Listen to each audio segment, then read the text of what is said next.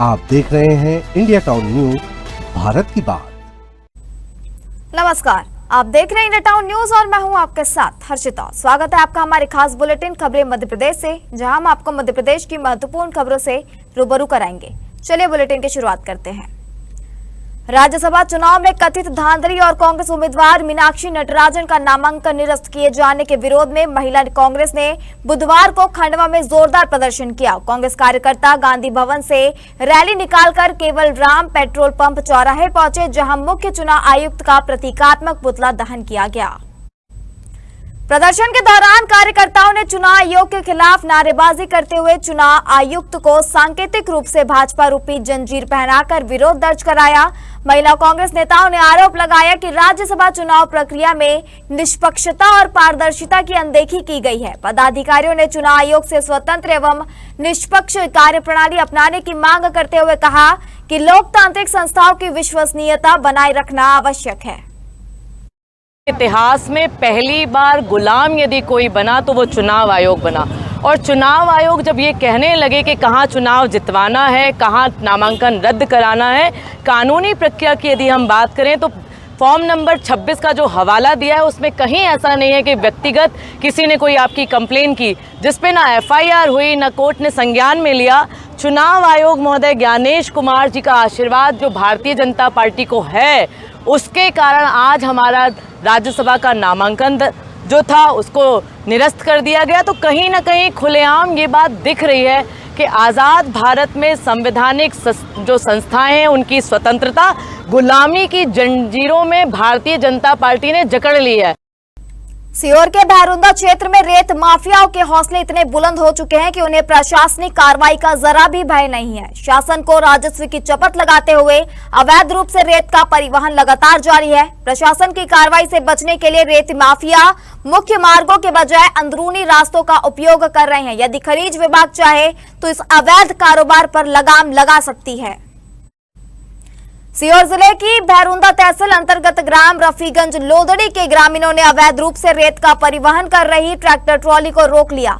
ग्रामीणों का कहना है कि ये वाहन तेज रफ्तार से गांव के भीतर से गुजरते हैं, जिससे हमेशा दुर्घटना का खतरा बना रहता है। आरोप है कि रेत से भरी अधिकांश ट्रैक्टर ट्रॉली बिना रॉयल्टी, बिना नंबर प्लेट और बिना वैध दस्तावेजों के संचालित हो रही है। कई चालकों के पास ड्राइविंग लाइसेंस तक नहीं है।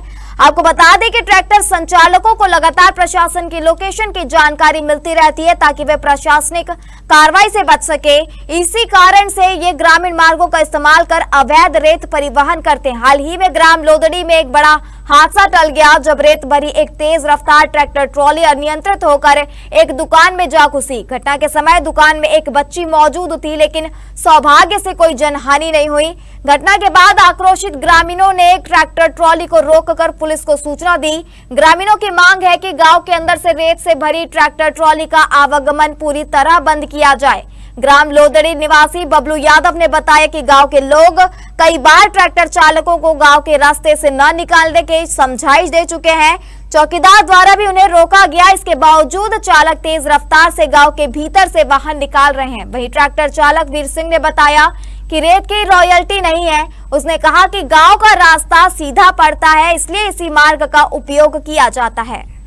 सर ये ट्रैक्टरों को 4 रोज से हमने मना कर रखा था चौकीदार के द्वारा। चौकीदार ने वहाँ बैठ के दिन भर सभी को समझा दिया कि भैया यहाँ से नहीं निकलना है आपको, लेकिन जिसके बाद भी ये एक तो स्पीड इतनी तेज है इनकी कि यहाँ से ये चौराहा है, कि चौराहे से अगर बच्चा भागता है तो वो निकलने में, यानी कि बच्चे परसों के रोज बच गया बच्चा, एक परसों के रोज वो बच्चा बचा, जिसके बाद हमने उनको रोक दिया। दिन भर ट्रैक्टर नहीं आया, जिसके बाद में आज सुबह से उन्होंने ट्रैक्टर चालू कर दिया वापस।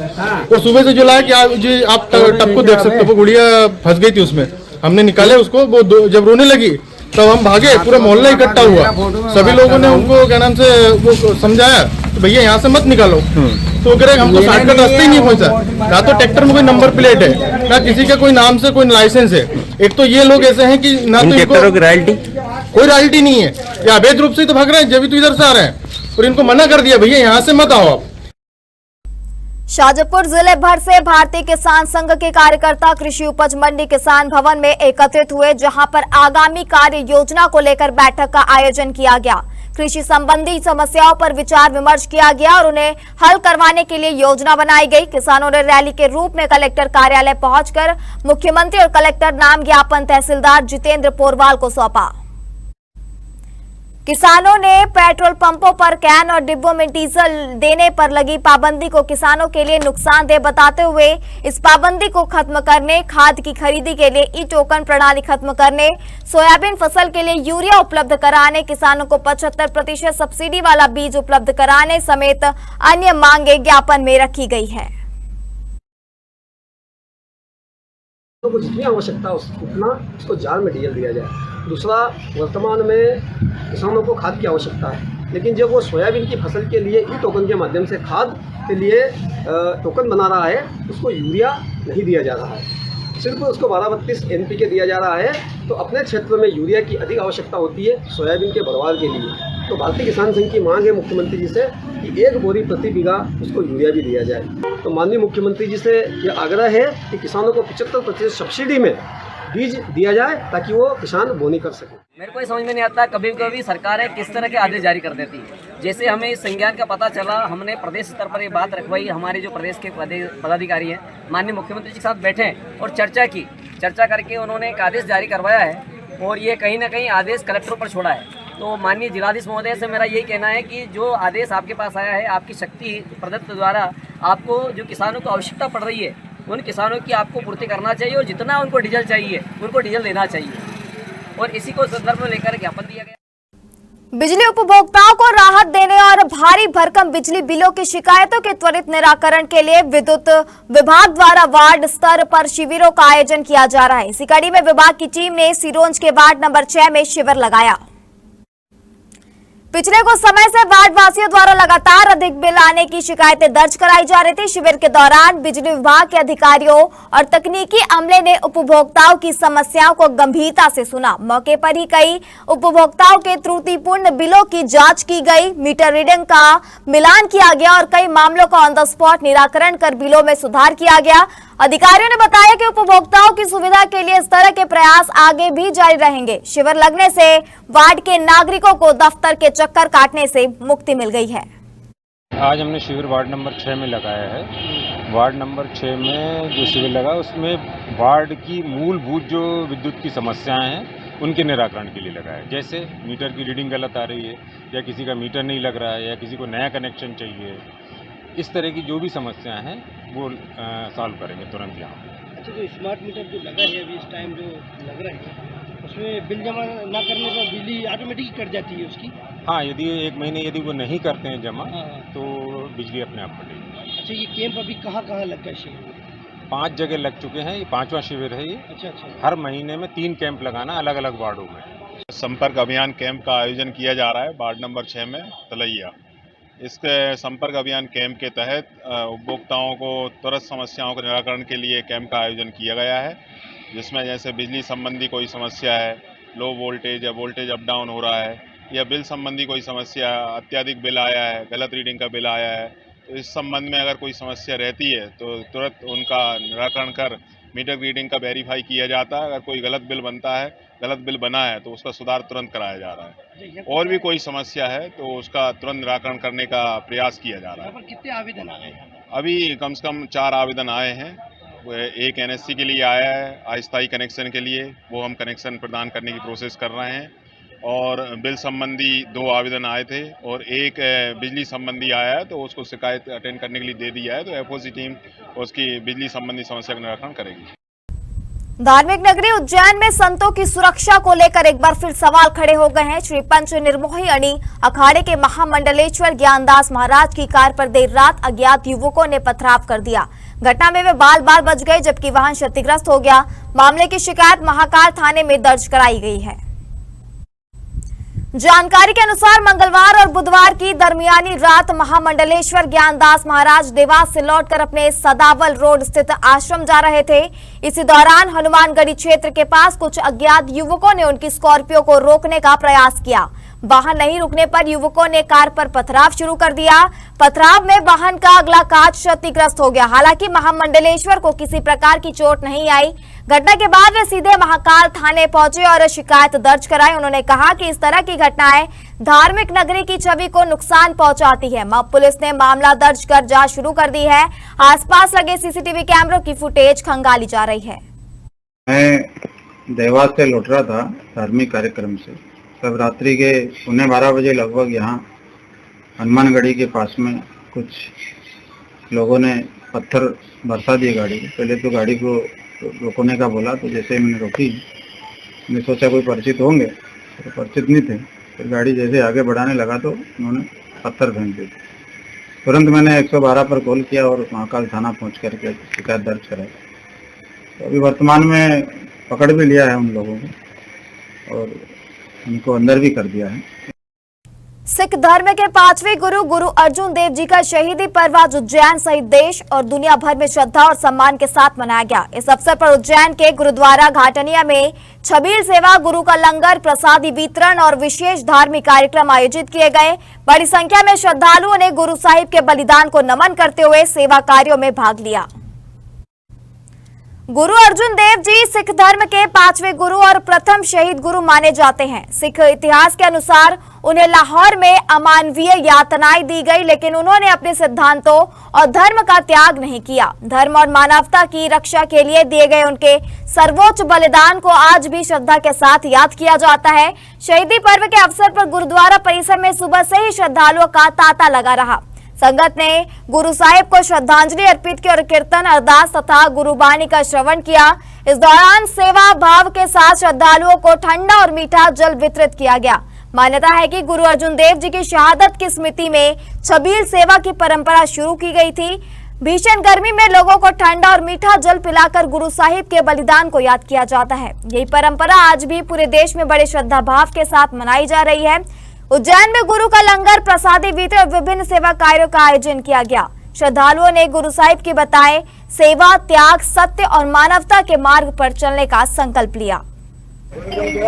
आज सिख धर्म के 5वें गुरु गुरु अर्जुन देव जी का शहीदी पर्व है, जो कि उज्जैन ही नहीं पूरी विश्व में बड़ी श्रद्धा और धूमधाम से मनाया जा रहा है। आज गुरुद्वारा गुरु नानक घाट से गुरु साहिब जी के शहीदी पर्व पर ठंडे जल की सेवा और घुंगरी, कड़ा प्रसाद एवं मीठी लस्सी रखी गई है। गुरु अर्जुन देव जी को जब शहीद किया गया, ये सिखों के पहले शहीद सरताज हुए हैं। इन्होंने धर्म की रक्षा के लिए अपना शहीदी दी, लेकिन धर्म से मुंह नहीं मोड़ा। ये इतिहास के पहलू पे अपन जब जाते हैं तो 5वें गुरु जो सिखों के हुए हैं, गुरु अर्जन देव जी महाराज, उनको अमृतसर से लाहौर ले जाया। लाहौर में जो उस समय का बेताब बादशाह था हिंदुस्तान का, उसका नाम जहांगीर था।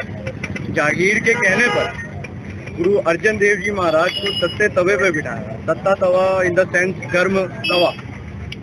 और इस महीने में गर्मी बहुत ज़्यादा पड़ती है, तो महीना भी गर्मी का। उसके बाद गरम तवे पे बिठाकर उनके सिर पे गरम रेता डाला गया, गरम पानी में उबाला गया। ऐसे 3 दिन तक लगातार उनको तसीहे दिए गए। 3 दिन के बाद उनकी शहादत हुई है। उसी शहादत को मुख रखते हुए जो वहाँ के सिख थे, बाबा बुड्ढा जी के कहने पर सिखों में जो रोज़ था शहीदी का, उसको ठंडे और मीठे जल के पानी से उस रोज़ को कम किया गया कि संगत में भगवान बसता है, तो संगत जब तक ठंडा पानी पिएगी तो हमारे भगवान को ठंडक मिलेगी। इसी दौरान वो प्रथा आज भी चलती जा रही है। अब वक्त हो चुका है एक छोटे से ब्रेक का। बने रहिए इंडिया टाउन न्यूज के साथ। क्या आप बाल झड़ने से परेशान हैं? अब अपनाइए प्रकृति की शक्ति, पाइए घने चमकदार बाल और खूबसूरत दमकती त्वचा। प्रकृति का वरदान Rukhsana shine herbal beauty combo kit, प्राकृतिक जड़ी बूटियों से तैयार। अब पाइए खूबसूरत चमकते बाल और त्वचा। हर्बल गुणों से भरपूर ये कॉम्बो आपके बालों और त्वचा की देखभाल में मदद करता है। अब उपलब्ध Amazon, फ्लिपकार्ट और नीचे दिए गए लिंक पर अभी ऑर्डर करें और हर्बल केयर का अनुभव लें।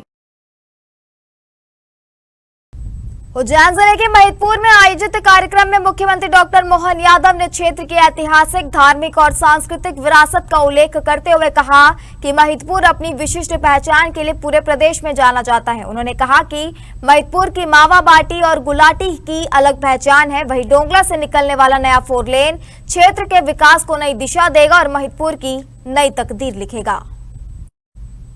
मुख्यमंत्री ने कहा कि महिदपुर आस्था और संस्कृति की भूमि है। भगवान श्री कृष्ण और सुदामा की मित्रता से जुड़ा यह स्थान धार्मिक दृष्टि से विशेष महत्व रखता है। उन्होंने कहा कि इस क्षेत्र की पहचान केवल परंपराओं से ही नहीं बल्कि इसके गौरवशाली इतिहास से भी है। डॉक्टर मोहन यादव ने महारानी गंगाबाई की वीरता और 1857 की क्रांति के वीर योद्धाओं के अदम्य साहस, पुरुषार्थ और पराक्रम का स्मरण किया। उन्होंने कहा कि महिदपुर की ऐसी ऐतिहासिक धरती पर लड़ा गया गौरवशाली संग्राम स्वाधीनता आंदोलन के इतिहास में अमिट छाप छोड़ गया, जिसे कभी भुलाया नहीं जा सकता। मुख्यमंत्री ने कहा कि प्रदेश सरकार विकास और विरासत दोनों को साथ लेकर आगे बढ़ रही है। सड़क, आधारभूत संरचना और जन सुविधाओं के विस्तार के साथ साथ ऐसी ऐतिहासिक और धार्मिक महत्व वाले स्थलों के संरक्षण एवं विकास पर भी विशेष ध्यान दिया जा रहा है। महिदपुर में कई प्रकार के higher secondary school, college, building और निर्माण कार्यों की सौगात मिली। महिदपुर मध्य प्रदेश के अंदर एक बहुत बड़ा महत्व रखता है और खासकर उज्जैन जिले का सबसे ऊर्जावान तहसील का स्थान है। ऐसे समय में विकास के मामले में जब हम आगे बढ़ रहे हैं तो महिदपुर में विकास की सारी संभावनाओं पे काम कर रहे हैं। महिदपुर के अंदर भगवान कृष्ण का नारायण नामक धाम है, जहाँ श्री कृष्ण भगवान ने सुदामा के साथ रात गुजारी थी। समय गणना की केंद्र की ऑब्जर्वेटरी भी डोंगला में ही है। ऐसे में विकास के मामले में हमारी सरकार लगातार महिदपुर को नंबर 1 के स्थान पर रख रही है। आने वाले समय में और भी कई विकास की सौगात मिलेगी। विदिशा के कुरवाई क्षेत्र के ग्राम कलरियाई निवासी युवक गजेंद्र दांगी आज पिंड भरते हुए एसपी कार्यालय पहुंचा। युवक का कहना था कि उसके पहले खिलाफ SC/ST एक्ट के तहत झूठा केस दर्ज कर लिया गया है। पीड़ित गजेंद्र दांगी ने एसपी को बताया कि वह संबंधित व्यक्ति को जानता तक नहीं है, तो फिर भला उसकी जाति के बारे में उसे क्या पता होगा। इस मामले में युवक ने अतिरिक्त पुलिस अधीक्षक से मिलकर न्याय की गुहार लगाई। वहीं अतिरिक्त पुलिस अधीक्षक डॉक्टर प्रशांत चौबे ने युवक को भरोसा दिलाया है कि मामले में जांच कर निष्पक्ष कार्रवाई हो जाएगी। घटना मेरे साथ ये हुई है सर कि मेरी एक जमीन है 80/2 जिसपे साहूकार नामक ट्रैक्टर, किराए का ट्रैक्टर चल रहा था, जिसको करोड़ी, हीरालाल, बलराम एवं मनोहर कुछ अपने अन्य साथियों के साथ जाकर ट्रैक्टर रुकवा दिया। तो इस दिन मैं वहाँ पहुँचा, 13 तारीख की ये बात है। तो 13 तारीख को मैं जो थाने गया, थाने में 4 लोगों के खिलाफ NCR इन लोगों ने पुलिस में मैंने दर्ज कर दी। इसके बाद 15 तारीख को फिर इन लोगों ने मेरे घर पे हमला किया कि बोले तुम थाने जाने वाले, रिपोर्ट लिखाने वाले हो, हम देखते हैं तुमको। मेरी गाड़ी फोड़ी गई, मेरे घर में आगजनी की गई। तो इसकी शिकायत मैंने फिर 15 तारीख को गया। तो 15 तारीख को सर एक बात है कि ये जो है हीरालाल, इनका कर्मचारी है, कोई सरकंडी का निवासी है, मैं परिचित नहीं है, ना ही मैं नाम जानता हूँ। तो उसके द्वारा मेरे ऊपर SC/ST एक्ट का मुकदमा दर्ज करवाया गया है। गजेंद्र दांगी है जो कि कलरियाई गांव के रहने वाले हैं और इन्होंने कहा, जैसा बताया कि वो विवेकानंद चौराहे से उन्होंने पिंड भरते हुए यहाँ आए थे और उसमें उन्होंने अपनी शिकायत बताई है। उनका ये कहना है कि उनका जो उनके कजिन्स हैं उनसे इनका विवाद जमीन का चल रहा है। हालांकि जमीन उनकी कजिन्स की नहीं है, ऐसा इनका कहना है कि वो जमीन जो उसके बगल में सरकारी, उस पर उन्होंने कब्जा कर रखा है और इनके विरुद्ध जो मुकदमा कायम हुआ, क्रॉस प्रकरण इसमें पंजीबद्ध हुए मारपीट के, तो इनका ये कहना है कि इनके विरुद्ध झूठा प्रकरण पंजीबद्ध किया गया है। शायद इनके जो कजिन्स है उनके कोई कर्मचारी जो है उनके द्वारा एट्रोसिटी एक्ट का प्रकरण पंजीबद्ध कराया गया है। इसमें DOP से थाना वारिस जानकारी ली गई, डिटेल में इनकी पूरी FIR दोनों चेक की गई है, उनका पूरा अध्ययन हमने करा है हम लोगों ने। उसके बाद इसमें एक विस्तृत जांच इसमें स्थापित कर दी गई है। DOP कुरवाई जो रोशनी सिंह है उनकी जांच करेंगी। छतरपुर जिले के बिजावर नगर में कृषि विभाग के नवनिर्मित कार्यालय भवन का लोकार्पण करने बिजावर विधायक राजेश शुक्ला पहुंचे थे। उन्होंने विधि विधान से पूजा अर्चना कर नवनिर्मित भवन का लोकार्पण किया और कार्यालय निर्माण की गुणवत्ता को परखा। इस अवसर पर विधायक शुक्ला ने कहा कि गांव से आने वाले किसानों को यहां शासन की योजनाओं का बेहतर लाभ मिलेगा। हम आपको बता दें कि यह नवनिर्मित भवन निर्माण एजेंसी मार्कफेड के माध्यम से लगभग 42.30 लाख रुपयों की लागत से किया गया है। इस लोकार्पण कार्यक्रम की खास बात यह रही कि कृषि विभाग द्वारा इस भवन पर विभाग का बोर्ड तक नहीं बनाया गया। साथ ही इस भवन निर्माण के लिए राजस्व विभाग ने नजूल भूमि का 105 वर्ग फीट का जो भूखंड कृषि विभाग को आवंटित किया गया था, उस भूखंड के आंशिक भूभाग पर कुछ लोगों द्वारा जबरन कब्जा कर निर्माण कर लिया गया है, जिसे कृषि विभाग द्वारा आज तक खाली नहीं करा जा सका है। अब देखना होगा कि कृषि विभाग इस भूमि से कब तक अतिक्रमण हटवाता है। आज कृषक कल्याण वर्ष 2026 के उपलक्ष्य में आज हमारे यहाँ अनुभागीय कृषि अधिकारी के कार्यालय के नवीन भवन का लोकार्पण माननीय विधायक जी के द्वारा किया गया है। यह बिल्डिंग हमारी मार्कफेड के द्वारा बनाई गई है और इसकी लागत जो है 42.30 लाख रुपए आई है। और इस नवीन भवन से हमारे कर्मचारियों, अधिकारियों सभी के लिए सुविधा होगी किसानों के हित में काम करने के लिए। और हम लोग लगातार कृषक सेवा में लगे हुए हैं। और जो भी सर जैसा कि देखा गया, ये इसका निर्माण क्षेत्र कितने स्क्वायर फीट में है और ये ज़मीन आपको कितनी अलॉट हुई थी? ये 105 बाई 105 के स्क्वायर फीट बिल्डिंग अलॉट हुई, नजूल के माध्यम से अलॉट हुआ है। और इसमें बाउंड्री का काम थोड़ा सा है, उसके लिए हमने माननीय विधायक जी से अनुरोध किया है कि अगर आपकी सौजन्य से ये उपहार हम लोग मिल जाए, तो विधायक जी ने उसमें सहमति दी। राष्ट्रपति द्रौपदी मुर्मू के ओमकारेश्वर दौरे के दौरान खंडवा विधायक कंचन मुकेश तन्वे की एक अनूठी पहल चर्चा का विषय बन गई। विधायक ने राष्ट्रपति को फूलों की जगह पेन, पेंसिल, कॉपी और रबर से बनी विशेष बुके भेंट की। विधायक तन्वे ने राष्ट्रपति से आग्रह किया कि यह शिक्षण सामग्री किसी जरूरतमंद विद्यार्थी को दी जाए। विधायक की सोच से राष्ट्रपति मुर्मू प्रभावित हुए और उन्होंने इस नवाचार की सराहना करते हुए इसे शिक्षा और सेवा से जुड़ा प्रेरणादायी प्रयास बताया। राष्ट्रपति ने कहा कि यह उनकी भेंट और से किसी जरूरतमंद बच्चे तक अवश्य पहुंचाई जाए। विधायक कंचन तन्वे की इस पहल ने समारोह में मौजूद लोगों का ध्यान खींचा और शिक्षा के प्रति सामाजिक जिम्मेदारी का मजबूत संदेश दिया। वर्षा ऋतु एवं संभावित बाढ़ की स्थिति को देखते हुए नेमावर में बाढ़ आपदा प्रबंधन को लेकर महत्वपूर्ण बैठक का आयोजन किया गया। बैठक की अध्यक्षता खातेगांव एसडीएम प्रवीण प्रजापति ने की। इस दौरान अनुविभागीय अधिकारी आदित्य तिवारी सहित विभिन्न विभागों के अधिकारी एवं कर्मचारी उपस्थित रहे। बैठक में नगर परिषद उपाध्यक्ष राजपाल सिंह तोमर, मंडल अध्यक्ष सचिन मीणा, क्षेत्र के सरपंच सचिव मौजूद रहे। बैठक में विशेष रूप से नर्मदा घाट के आसपास स्थित निचली बस्तियों, नदी से प्रभावित नालों तथा सहायक नदियों में बाढ़ आने की संभावित परिस्थितियों पर चर्चा की गई। अधिकारियों ने संबंधित विभागों को आपदा की स्थिति में त्वरित राहत एवं बचाव कार्य सुनिश्चित करने, आवश्यक संसाधन उपलब्ध रखने तथा आपसी समन्वय के साथ कार्य करने के निर्देश दिए। एसडीएम प्रजापति ने कहा कि बाढ़ की स्थिति में किसी भी प्रकार की लापरवाही न बरती जाए, संवेदनशील क्षेत्रों पर लगातार निगरानी रखी जाए तथा लोगों को समय रहते सुरक्षित स्थानों पर पहुंचाने की प्रभावी व्यवस्था सुनिश्चित की जाए। बाढ़ के समय प्रभावित स्थानों और उनमें बाढ़ के समय जो विभागों का दायित्व रहता है, उन सबके दायित्वों को अच्छी तरह से यहाँ पर उनको समझाया गया, बताया गया। और पिछले साल की जो घटनाएं थी या उससे पहले की जो हमने तैयारियों में या घटनाओं के लिए जो बचाव कार्य किए गए हैं, उनको देखते हुए आगामी योजना का हमें तैयार की गई है, जिसकी प्रोसीडिंग हम सबको सभी विभागों को भेजेंगे। आज प्रारंभिक तौर से तैयारी करके सबको निर्देश दिए। हमारे खास बुलेटिन खबरें मध्य प्रदेश से फिलहाल इतना ही। आप बने रहिए इंडिया टाउन न्यूज के साथ। नमस्कार। आप देख रहे हैं इंडिया टाउन न्यूज, भारत की बात।